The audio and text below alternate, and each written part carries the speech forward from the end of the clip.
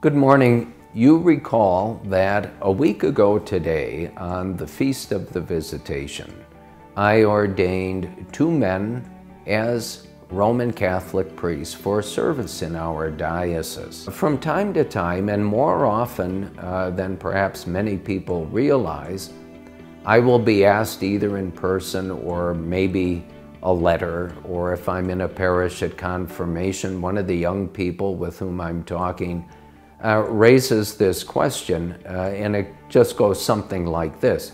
Bishop, what's the difference between a diocesan priest and a priest of a religious order? Diocesan priests, unlike religious order priests, do not take either temporary or perpetual and solemn vows of poverty, chastity, and obedience. Religious priests do that at a certain point in their formation as maybe a Benedictine monk, a Franciscan friar, a Dominican friar. We know the orders of men religious. They're pretty familiar to us. However, a diocesan priest, when he is ordained, makes a very public promise, a binding promise, to observe celibacy for the rest of his life as a priest in the Latin rite of the Church. He also makes a very important promise of obedience to his bishop and to the bishops who will succeed his current bishop. Those aren't vows, but they are binding public promises.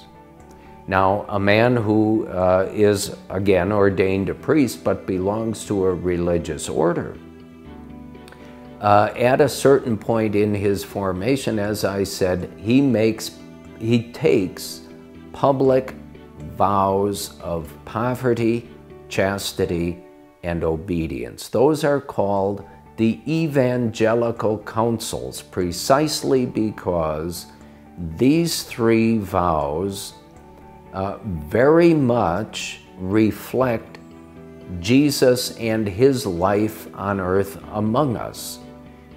Jesus was the paragon of virtue, the poverty, the chaste man, the obedient Son of the Father. And so religious men, in conforming themselves as closely as possible to the person of Jesus, and in addition to sacred ordination, of course, which allows them as diocesan priests to offer Mass and celebrate all of the sacred rites in the person of Christ, they take those three vows, those evangelical counsels of poverty, chastity, and obedience, as a further commitment, binding commitment, to the person of Jesus for the honor and glory of God and the good of the Church.